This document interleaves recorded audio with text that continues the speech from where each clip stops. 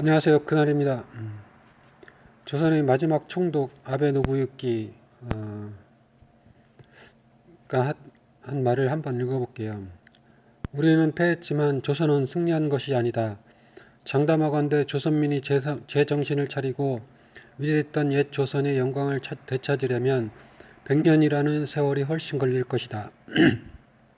우리 일본은 조선민에게 총과 대포보다 무서운 식민교육을 심어놓았다. 결국은 서로 이간질하며 노예적 삶을 살 것이다. 보라, 실로 조선은 위대했고 찬란했지만 현재 조선은 결국 식민교육의 노예로 전락할 것이다. 그리고 나 아베 노부유키는 다시 돌아온다. 자, 아베 노부유키도 조선이 위대했고 찬란했다는 것을 말해주고 있고요. 또한 그 옛 조선의 영광을 되찾으려면 100년이라는 세월이 훨씬 걸릴 것이다 라고 얘기를 하고 있습니다. 자, 지금 일제부터 지금 110여 년째 지금 오고 있는 거죠. 그리고 서로 이간질하며 노예적 삶을 살 것이다. 참, 이 부분이 참 저는 계속 마음이 아픈데, 사실 대한민국이 현재 이런 상태 아닌가 싶어요. 저 개인적으로는. 자, 그러면 그 예전으로 돌아가서 세계 2차 대전이 끝나고 일본이 패망하면서 그때 유엔군이 들어왔죠. 유엔군이 들어와서 38선을 걷죠. 따지면 패망국인 일본이 분단이 되고 갈라졌어야 되는데, 아이러니하게도 조선이 38선으로 나뉘어졌고, 또 5년 뒤에 남북전쟁이라는 그 참담한 그 세월을 겪으면서 다시 휴전선으로 되어 현재까지 70년을 넘게 이어지고 있는 거죠. 제가 나름대로 찾아본 그 사실을 바탕으로 제 생각을 말씀드리자면, 분명히 일제 패망 이후에 유엔이 한국에 들어오면서 한국의 자주성을 인정해주지 않았어요. 그리고 패망국인 일본 군인들과 그쪽 부류들은 평화로운 귀국을 했으며, 또한 당시 친일했던 친일파들과 신분 세탁한 제한 일본인들을 미군정이 그대로 군, 사법, 정치, 경찰 뭐 이런 쪽에 곳곳에 그대로 기용을 해서 꾸려 나왔죠. 그러면서 남북전쟁이 발발하기 전까지 수많은 독립군들을 토벌을 했어요. 그 중에 뼈아픈 게 반민특위가 습격당해서 해체된 그 사건인데, 자, 결국은 이승만이가 작전을 핀 거죠. 그러면 그러고 나서 남북 발발하기 전에 우리가 배운 것은 남침이라고 배웠지만, 이 여러 정보를 찾아가다 보면 이것은 어떤 그때 당시 미군정 이 세계적으로 어떤 위세를 떨치고 있던 어떤 그 시기였고, 2차 대전이 그 싸움으로 인해서 유럽국과 일본도 많은 침체를 겪고 있었어요. 그러면 남북전쟁으로 최대의 수혜를 본 곳은 당연히 일본이고, 다음에 유럽 쪽도 호황기를 맞이했고, 중국, 뭐 러시아, 그 당시 소련이죠. 미국, 할 것 없이, 자, 우리 조선 민족들이 무수히 많은 사람들이 죽임을 당했고, 그 득으로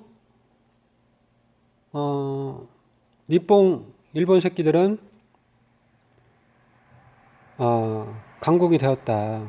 그리고 유럽국도 강국이 되었고, 미국 또한 그랬고, 중국, 소련도 그랬다.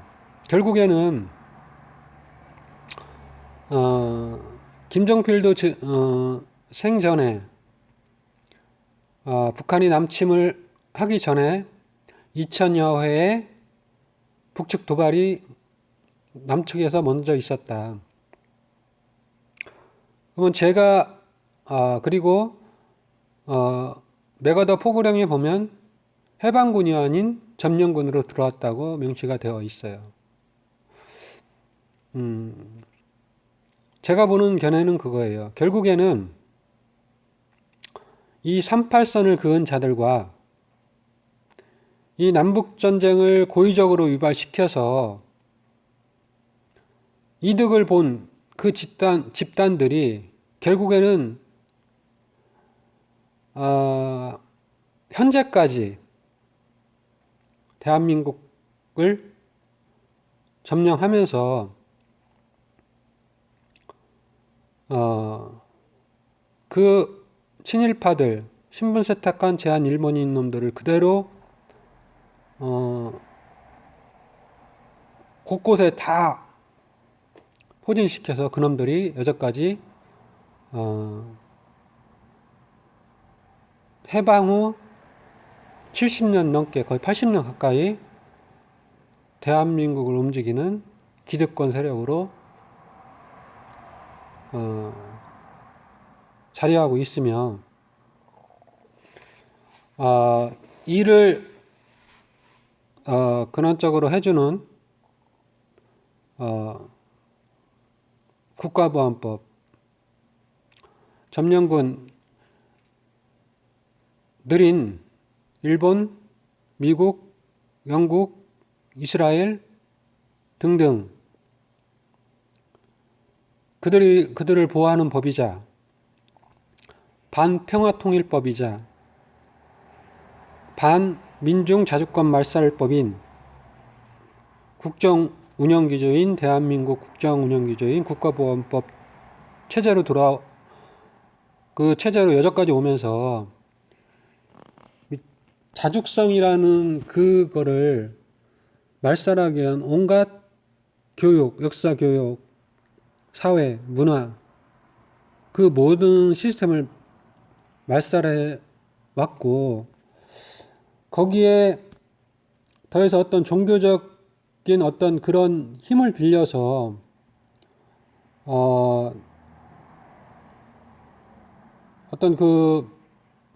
어떤 종교들을 보니까 미국과 일본과 이스라엘 또 그쪽들을 찬양을 하고 분단된 동포인 조선을 적으로 규정하는 그런 어떤 특정 교회의 어떤 그런 목사들의 어떤 그 언행이 참 불편하다. 자, 그 종교가 뭐 여러 가지 분파가 많고 하지만 그래도 1200만이라고 하는 그 숫자에 저는 참 매우 놀랐는데 결국은 그래요. 이 시스템을 타파하지 않고서는 대한민국이 더 이상 한 발짝도 나갈 수가 없다. 이, 이 시스템을 반드시 타파를 해야 되는데 과연 어떻게 타파를 할 것이냐.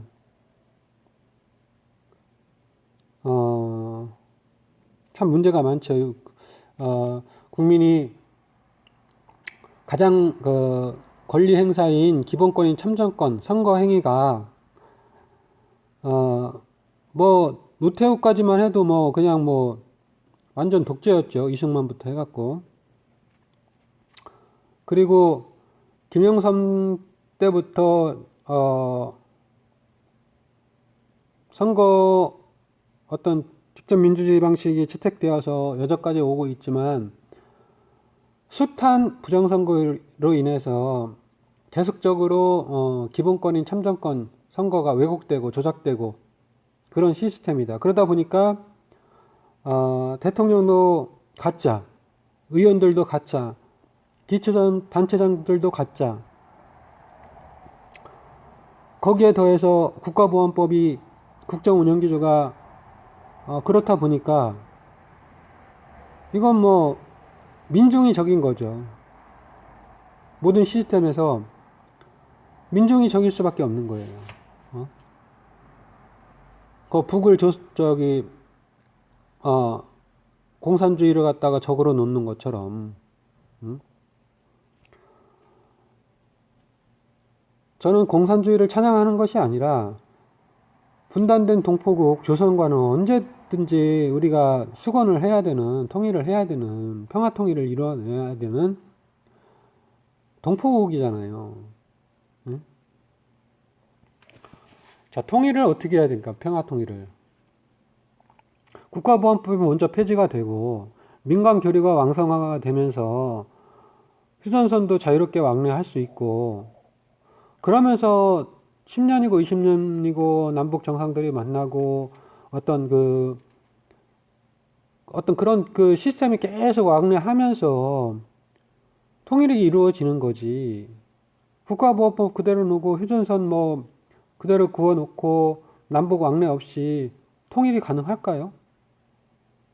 참, 좀 답답한데 결국에는 어떤 이런 기본권인 참정권인 선거 행위가 계속해서 조작 왜곡되는 이런 시스템 그로 인해서 연속적으로 선출직들이 전부 다 가짜들이고 그 가짜들이 임명한 임명권 인사권이라든가 어떤 외교권이라든가 어떤 전체적인 어떤 불법 예산 행정을 하고 불법 행정 정치를 하다 보니까 더군다나 더 대한민국이 한 치 앞도 나갈 수 없는 그런 상황 아니겠는가. 자, 그거를 지탱하게 해주는 것이 제가 보니까 법이더라고요. 법이 그런 거를 하게끔 만들어주는 시스템인 거더라고요. 예, 그 법이 왜 그런지에 대해서는 뭐 나중에 또 말씀드리겠지만 어쨌거나 제가 보는 견해는 그렇다. 앞전에 뭐 올 초에도 뭐 반민특위 부활과 관련해서 막 얘기가 많았죠. 반민특위는 반드시 다시 만들어져야 된다. 그래서 지금 점령하고 있는 미군, 그 다음에 그들의 죽은 노릇을 하고 있는 친일파들과 신분 세탁한 제한 일본 놈들 반드시 척결을 해야 된다. 응? 그러지 않고는 정말 어렵다. 응? 지금 국회의원 300마리가 정상적으로 선출된 사람들인가? 저는 아니라고 보는 사람이에요. 이런 어떤 선거 문화부터 정당하지 않고 깨끗하지 않고 계속해서 민중들 주권이 침해받고 있잖아요. 이런 시스템 이제는 타파해야 된다. 식민지를 하더라도 엄연히 법이 존재하고, 그렇기 때문에 이런 어떤 선거 행위가 만이라도 정상적으로 정말 부정선거 시비에 1도 없는 그런 시스템으로 선출되어야지만 제대로 민의가 반영이 되고 할 거 아닙니까? 자, 이 부분을 타파하지 않고서는 정말 계속 민생고 악순환 우민화에 빠져들 수밖에 없다. 그래서 이 부분만큼은 또 내년에 총선이 또 되어 가지는데, 저는 개인적으로 그렇게 생각해요. 내년 총선도 또 조작선거 분명히 일어날 거다. 네, 시스템이 그렇기 때문에. 전자개표기로 개표되는 그런 시스템에 과연 여러분들은 얼마나 공정하다고 생각하시는지 모르겠어요. 근데 전자개표기로 하는, 전산으로 하는 개표는 분명히 부정의 소지가 많다는 것이 입증이 되었습니다.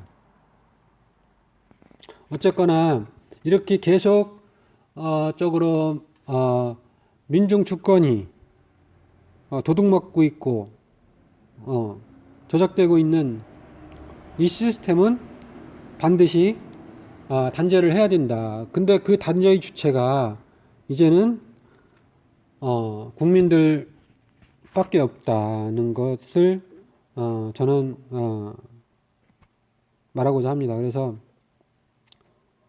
민중 주권이 올바로 서야 감히 저들이 부정선거를 해서 또 가짜들을 만들어낼 수 있을까? 국민 무서운 줄 모르기 때문에 그렇게 계속적으로 만들어내는 거 아닌가 싶습니다. 그래서 어쨌거나 이 소중한 우리 기본권인 참정권이 침해받지 않도록 우리가 힘을 좀 모아야 될 것 같습니다. 네, 오늘은 여기서 마치겠습니다. 그날이었습니다. 감사합니다.